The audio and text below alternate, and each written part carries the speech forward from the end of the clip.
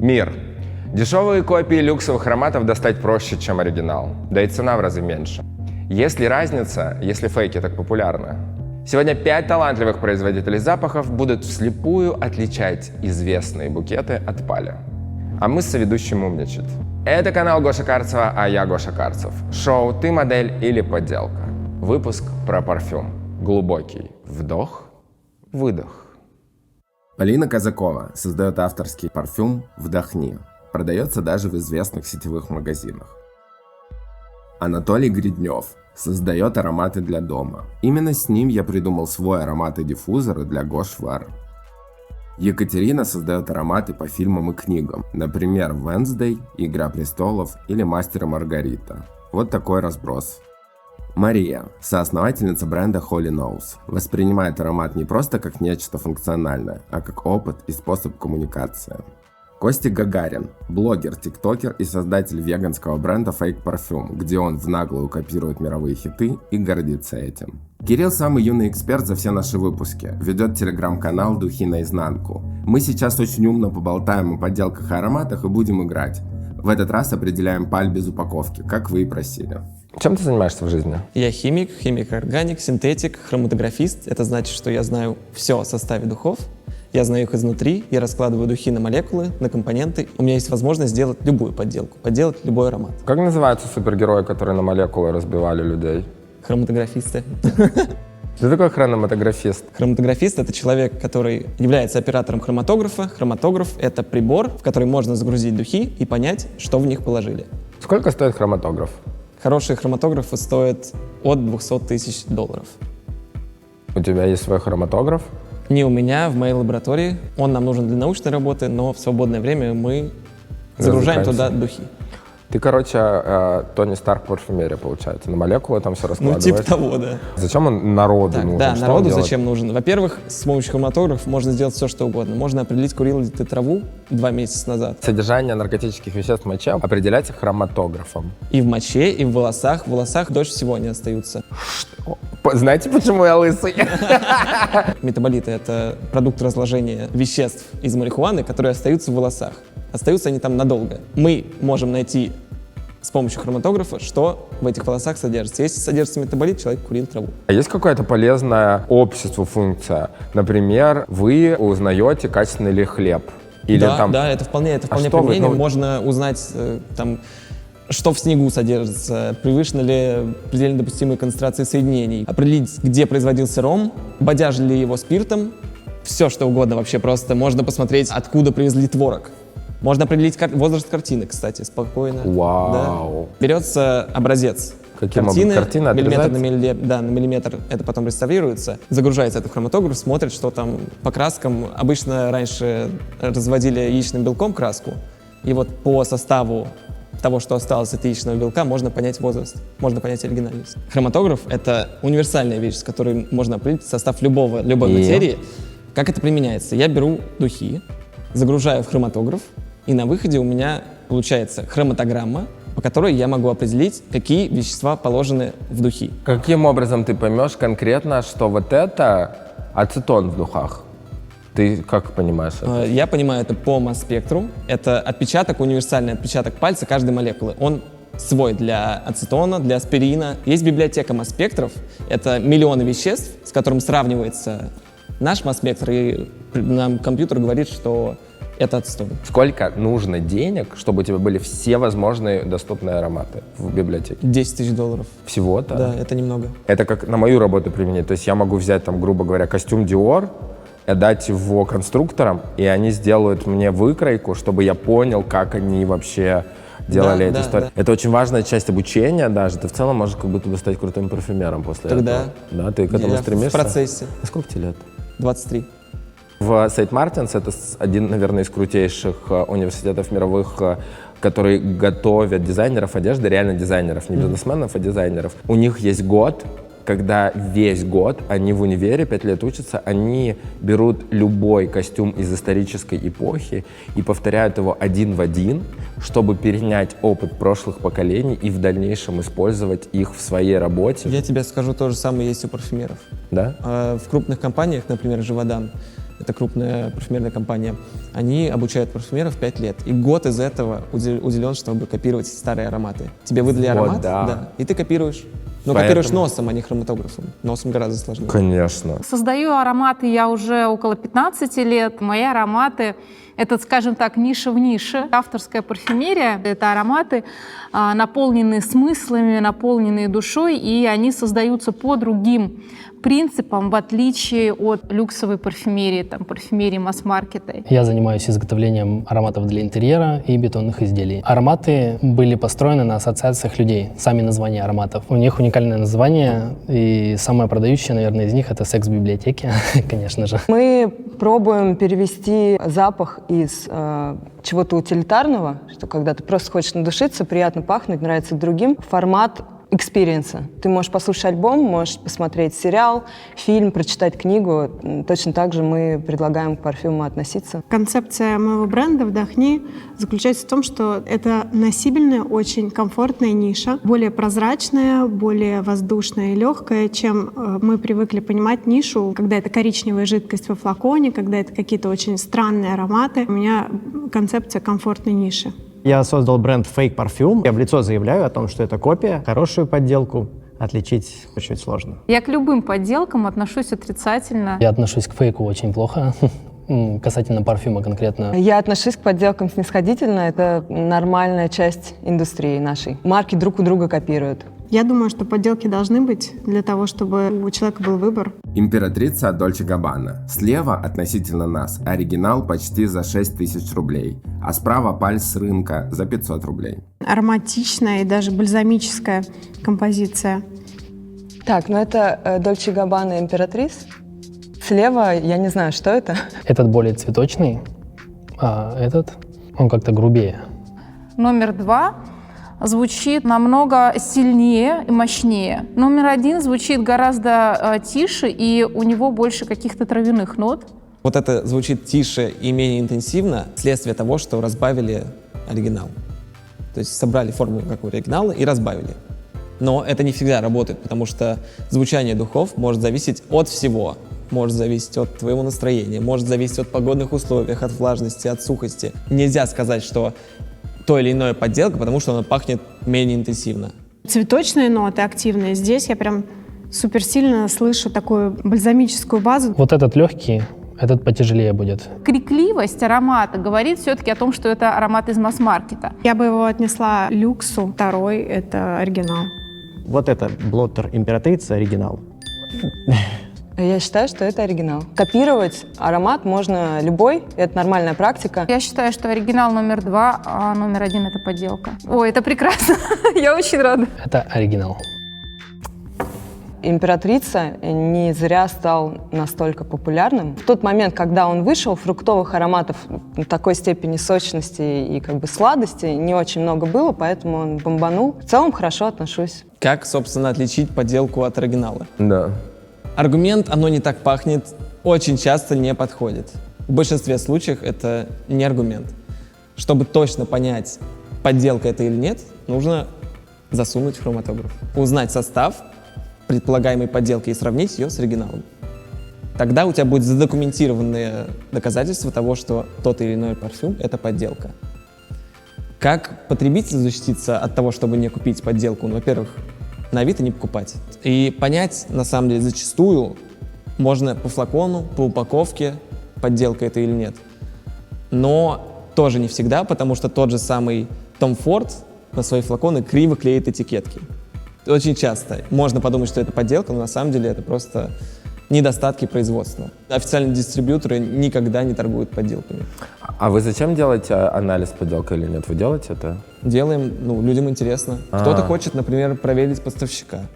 Яндекс выпустил лимитированную версию Яндекс-станции в цвете красный рубин. И купить ее можно на Яндекс.Маркете. Вы еще получите повышенный кэшбэк – 4250 баллов плюса. И эксклюзивность – это круто. Покупаешь лимитку и чувствуешь себя особенным, знаешь, что такое есть только у тебя и еще у небольшого количества людей. Я люблю покупать всякие коллабы и лимитированные вещи, и тут не собираюсь отставать. Кстати, ни на что не намекаю, но скоро 8 марта. Хотя нет, намекаю. В общем, рекомендую Яндекс.Станцию не только за яркий цвет и эксклюзивность, но и за идеальный подарок на праздники. Покупай на Яндекс.Маркете, ссылку я оставлю в описании. Да простит меня Шарлиз Терон. Жадор от Dior. Слева относительно нас оригинал за 7000 рублей. Справа поделка с рынка за 500 рублей. Опять же, разные совершенно. Звучит гораздо менее явно, тише, приглушеннее и неактивный. Композиция только что нанесена, она должна пахнуть все-таки ярко. Зеленый аромат, достаточно альдегидный. Как будто бы это Кельвин Кляйн. Хорошее, сочное, полное звучание. Заставляет увидеть какую-то картинку. Если идет видео, вот да, мы сейчас его смотрим. Если ты хочешь что-то сказать, поднимай руку, мы остановим, потому что этот пульт не работает, он фейковый. Мы его остановим. Мы его остановим. Давайте этот кусок вставим. Уровень продакшн. Этот уже более мужской, этот совсем не яркий, сразу же потускнел. Номер, опять же, 2, это оригинал. Цифра 2 — это оригинал. Жадор. Скорее всего, оригинал вот здесь. Да ладно, ой. 2 звучит интереснее. Оригинал номер 1. Номер 2, он гораздо ярче пахнет и гораздо более интенсивно, это действительно. Но мне как раз и отпугивает в нем вот эта яркость, интенсивность. Опять тут самый комментарий, что если звучит менее интенсивно, это не значит, что это подделка. Оригинал может быть тише, подделка может быть тише. Тут не поймешь. Качественные подделки можно не отличить от оригинала. Если ты делаешь фейк, копию, да, то, мне кажется, даже не важно, какой флакон. Главное, сама жидкость, потому что я считаю, что человек покупает сам аромат. Я Жадор помню как такой типа мощный жасминовый полнотелый аромат, а сейчас он мне показался ярким цветочным, но пудровым и водянистым. Если вот эта копия Жадор, то это провал. Подделку можно сделать очень хорошо, и можно сделать так, что обыватель не отличит ее никогда от оригинала, но это почему-то не происходит. Мы анализировали много подделок, и чаще всего это такая же формула, как у оригинала, добавили просто дешевле компоненты, но сами духи, они разбавлены раза в 3. Получается, что ты первые там 10 минут слышишь одно и то же, а потом все пропадает, все быстро очень стихает, духи заканчивают свою жизнь. Например, Жадор оригинальный, сделан из каких-то компонентов, и они, допустим, их определили точно. И они делают паль. Могут ли они повторить его, но использовать, например, какие вот в Жадоре там есть ноты? Ну, Там есть экстракт жасмина совершенно жасмин, точно, да. абсолютно. Они могут просто его использовать, только дешевый. Да, могут. В Dior заявляет использование в своих духах своего эксклюзивного градского жасмина. Подделка будет сильно отличаться от оригинала просто потому, что ты никогда не достанешь этот эксклюзивный жасмин с полей Dior. Из года в год жасмин пахнет по-разному. Например, жасмин, полученный в 2020 году, там была засуха, там не было дождей, он пахнет одним Как образом. вино, получается. Да, именно так. Жасмин, полученный в 2022 году, там был дождь, там была влага, он пахнет уже по-другому. И на это очень сильно запариваются компании. Они хотят, чтобы их сырье одинаково пахло каждый год. Dior Fahrenheit. Почему-то опять оригинал слева за 7000 рублей, а паль справа за 500 рублей. О, я уже здесь чувствую мужичка. Предыдущие 2, они были совершенно разные, эти уже схожи. Пахнет немножко аптечно. Ну, это уже такой какой-то свежачок, соленый, чуть-чуть древесный. Звучат достаточно близко друг к другу. С зелеными нотами, салицилаты различные там. Смущает опять громкость, то есть получается по опыту, да, прошлого сравнения ароматов, более громкий аромат — это оригинал, более слабый — это подделка. В мужском сегменте все очень похоже, ну, в популярном. Типа вот когда ты заходишь в сетевой магазин, и все, что в синих бутылочках, все примерно типа плюс-минус одно. Мне кажется, что это какой-то типа либо Dior Sauvage, либо Chanel Bleu, что-то такое. Плохая подделка, грустно. Цифра 1 — это оригинал, это Dior Fahrenheit. И я после съемок хочу показать свою копию Dior Fahrenheit. Сможете вы отличить его от оригинала? Фаренгейт — это такая категория ароматов, в которой есть много очень похожих мужских, вот этих свежих, как бритва. Почему он стал популярным? Потому что это был прорыв. В 90-х годах это был мощнейший прорыв, никто до этого так не делал. После этого люди это распробовали. И все захотели И такое. все захотели сделать похожий аромат, все захотели засунуть это в пену для бритья. Да, пожалуйста. да. То есть это случается только потому, что аромат супер популярен и нравится людям. Ну, оригинал слева — это номер 2. Мне кажется, номер 2 — это оригинал. Опять громкость, да? Надо ориентироваться на громкость, и тогда я точно буду попадать. Единичка. Вот я какая. Думаю, что вот это оригинал. По Диору прошлись. Есть ИФРА. Это организация, которая регулирует наличие тех или иных душистых веществ в парфюме. И возможно, что это ремейк. Например, запретили несколько каких-то ингредиентов, которые были там решающими. Их оттуда убрали, заменили другими и звучит по-другому. Мое мнение, почему он был супер популярным в 90-х, эффект создается, как будто мужик вышел после гаража. Это такая маскулинность такая, да, это брутализм такой. Да, Фаренгейт типа фиалковый, такой зеленый. Люблю, кстати, этот аромат. Когда я нюхаю вот этот жанр, это типа фужерные ароматы мужские, мне кажется, что все очень близко, все примерно, как, знаешь, типа одна и та же песня, чуть-чуть аранжировка меняется. Я бы выбрала этот. Этот более свежий, этот более пудровый. Подделка сильно разбавленнее оригинала. Она Да. первые 5 секунд пахла как оригинал, даже лучше оригинал, я бы сказал. А потом все, она развалилась. И, собственно, на это и рассчитаны подделки. На этом и играют все люди, которые делают подделки. Но я хочу сказать, что подделки — это неплохо. Почему? Потому что часто бренды, которые делали раньше подделки, они набирают денег и начинают производить свои собственные композиции. Это вообще распространено очень сильно в Европе. Эти бренды сначала производят номерную парфюмерию, продают эту копию, потом набирают денег и выпускают собственный бренд. Они делают копию. Они делают копию, да. Но копию, я хочу сказать, что можно сделать очень правдоподобно, и Я в этом понял не тебя. будет ничего плохого. Ты на чьей стороне, это не могу понять Я хочу сказать, что не все так однозначно. в этом мире. Согласен полностью. Эгейс Platinum от Chanel. Угадай, где оригинал. Правильно, слева, за 9300 рублей, а поделка, как всегда, за 500 рублей и справа. Ну, тоже какой-то мужичок, такой более травянистый. Затрудняюсь сказать, что это тоже такой жанр aftershave. Второй просто вообще уже его нет. Ароматы практически одинаковые. Фейк, он быстро распыляется, то есть он вообще практически не держится на бумажке. Пряно-цитрусовое, немножко фруктов. Здесь немножко размазано сочетание нот. Это Chanel эгоист. Плохая копия, слабое звучание, концентрация ароматических компонентов очень-очень низкая. Свежий, зеленый по цвету. А вот здесь вот была какая-то странная нота. В общем, 2 — это оригинал, а 1 — это фейк. Да ну, нет. Ну да, оригинал номер 1. Кайф, old school. Я считаю, что номер 2 — это подделка, номер 1 — оригинал. Спасибо. И я думаю, что вот это оригинал. Любой парфюм — это типа восприятие целиком. Ты смотришь, какого цвета флакон, какая жидкость, какой-то бренд, потом уже как пахнет. Классный мужской аромат. Детство и папа. Есть такие ароматы, скажи мне с точки зрения органической химии, которые я на себя наношу, и я их не слышу. Сейчас объясню. Это, конечно, не с точки зрения органической химии, а с точки зрения, скорее, уже биологии. Ну-ка. Есть аромат собственного тела у человека. И этот аромат мозг принимает за фон. Ну, то есть он идет, есть, и мозг его не обрабатывает. То же самое происходит с некоторыми духами. То есть, когда много раз попользуешься, от тебя пахнет, но мозг перестает воспринимать его, это белый шум просто. Но у меня есть ароматы, которые я сразу же перестаю воспринимать на себе. Ну, то есть они уже, я их даже забываю, что они у меня есть. А есть, которые я целый день слышу. Вот это хорошо или плохо, что я ощущаю аромат? Это не хорошо, это не плохо, это у всех людей так, это просто особенности работы нашего мозга. Но нельзя оценить качество аромата или подходит он мне или нет, потому что слышу я его на себе в течение дня или нет. Это полный бред. Понял, спасибо.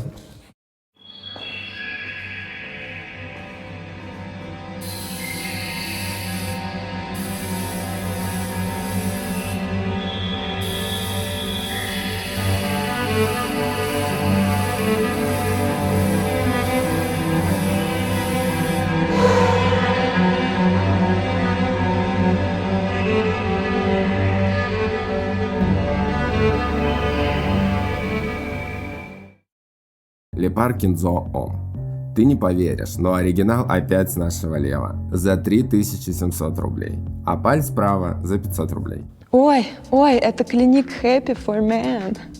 Типа такое, или кинзо, Le Par Кинзо. О, это вообще что-то супер знакомое. Очень сильно наравне близки друг к другу. Здесь я не могу сразу сказать, какой из них оригинал. Цитрусово-гурманские ароматы. Здесь есть и ноты карамели, и сладких фруктов. Дамский цветочный аромат. Этот больше розы отдает, а этот немножко с кисла. Вот это оригинал. Номер 1. Нет? Номер 2 оригинал. Я голосую за вариант номер 2, что это оригинал. Классно, здорово. 2, типа ярче, объемней. Это Le Parkenzo? Да. Все, что сегодня дали, это типа 90s. Я росла с этими запахами. Это уже не смыть, я буду бабкой 80-летней. Ты такая, Кензо, мама, это ты? Меня, относительно моей жизни не так давно погрузили в селективные ароматы, и я не всегда понимал, что это очень важная часть вообще образа, то есть как человек пахнет. Я был уверен, что добавочная стоимость и вообще цена селектива формируется исключительно из компонентов. А получается, что я-то плачу за маркетинг и флакон в основном. Да, это абсолютная правда. Самая дорогая часть в духах, которые вот в коробке у вас стоят на столе, это либо сама коробка, либо флакон. Так я не понимаю, компоненты — это главное? Нет, компоненты — это не главное. Их качество абсолютно точно влияет на звучание, но, как правило, то, что налито в духи, имеет наименьшую цену из всего, что мы видим в упаковке духов. Тебе же нельзя курить, получается, потому что нос — это твой рабочий инструмент. Нет, можно. Это не влияет на обоняние. Ты не можешь курить, естественно, во время работы, а выйти на 15 минут перерыв сделать, пожалуйста. Когда я бросаю курить, у меня это бывает периодически в жизни, ты выходишь, идешь по тем же маршрутам, но ты чувствуешь все вокруг, что пахнет. Подожди, а что ты курил? В тот момент, когда ты курил в то время, как шел по этой аллее. Ты не обращал внимания на запахи просто потому, что дым забивал все остальное. А мне когда кажется, ты что бросил курить, ты идешь без сигареты и чувствуешь все спокойно. Раунд вне зачета. Аромат из секс-шопа с феромонами за 4500 рублей. Интересно, как оценят его наши эксперты?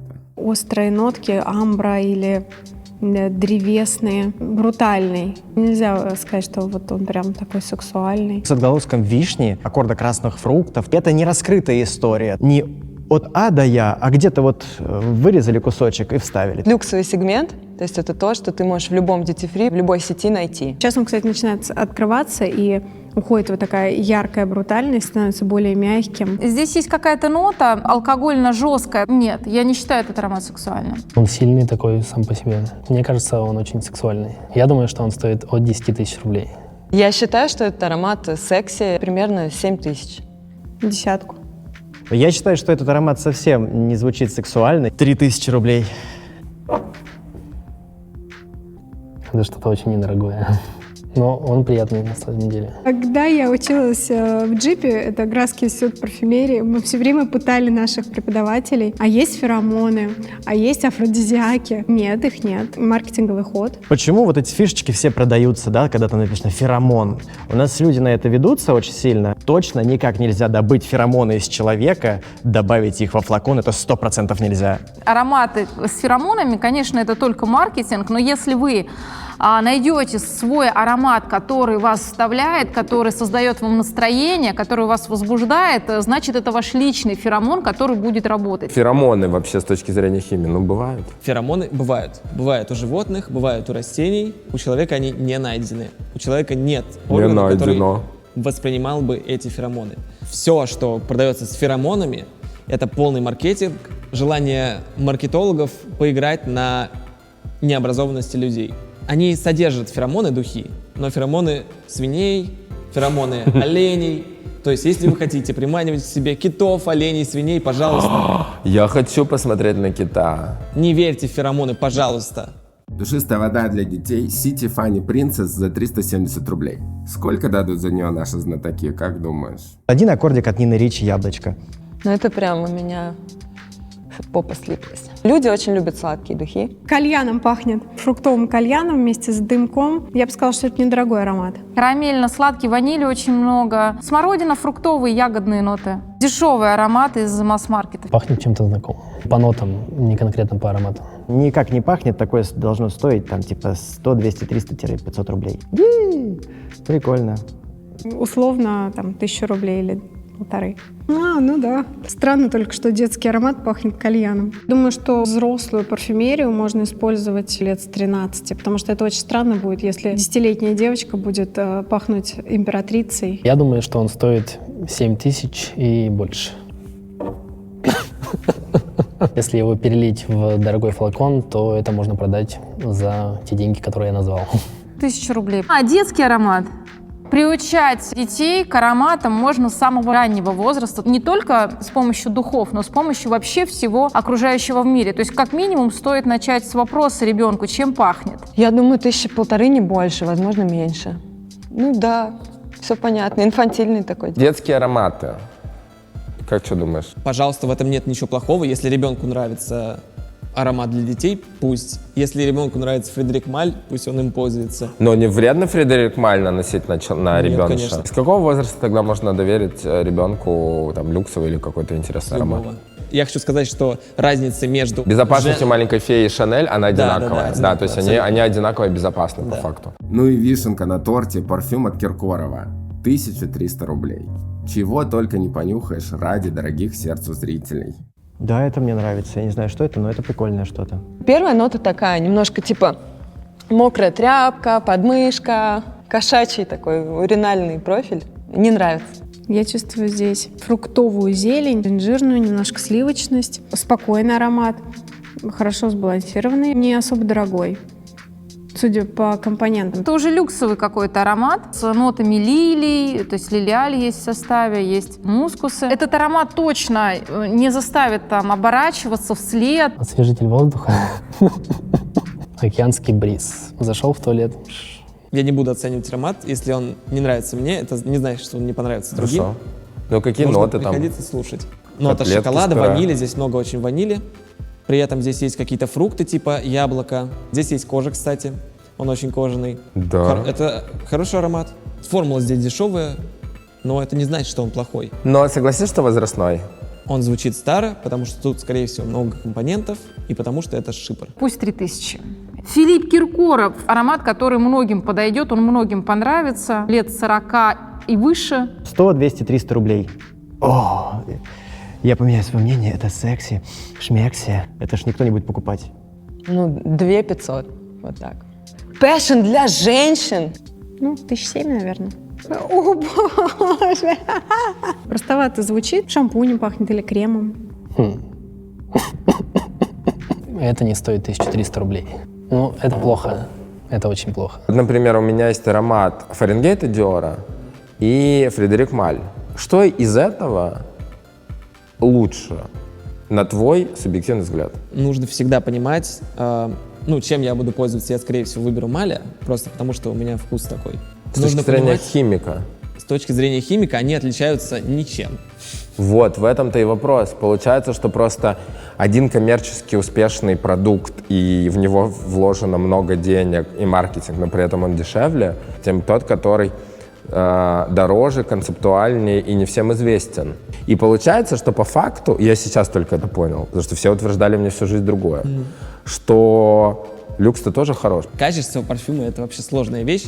Оно определяется только, на самом деле, зачастую вкусом креативного директора, который это делал. Тогда мы говорим про успешность, получается. Про успешность, да, это все...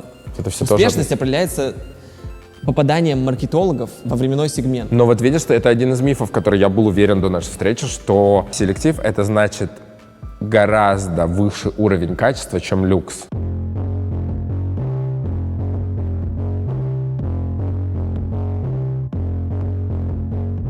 Все понятно было, правда. Фейки были здесь явные, оригиналы вкусные. Если ты пользуешься оригиналом и не видишь разницы от фейка, зачем тебе переплачивать? Делайте, что хотите, нюхайте побольше разного, чтобы развивать кругозор. Не бойтесь дешевых духов, не бойтесь дорогих духов. Главное, чтобы кайфовали. Аромат надо выбирать сердцем, своим носом, поэтому что нравится, то и нужно носить. Огромное количество новых молодых марок. Есть возможность покупать небольшие объемы, развивать свое ольфакторное восприятие, да, чтобы действительно духи воспринимались как искусство, как ваше личное творчество, а не просто какой-то косметический аромат. Без флакона очень сложно отличить оригинал от подделки. Фейк фейк лучше не покупать. Я конкретно сейчас упор больше начал делать на крафтовую парфюмерию. У них очень хороший парфюм. Какой вывод сегодняшнего просмотра? Не все так однозначно. Хороший вывод. Еще раз про подделку. Ее могу не отличить я, ее можете не отличить вы. Она может быть даже лучше оригинала. А микроволновка отличит подделку? Микроволновка обязательно отличит подделку. Мне нравится, что ты уже так говоришь. Как она называется? Хроматограф, газовый Хроматограф.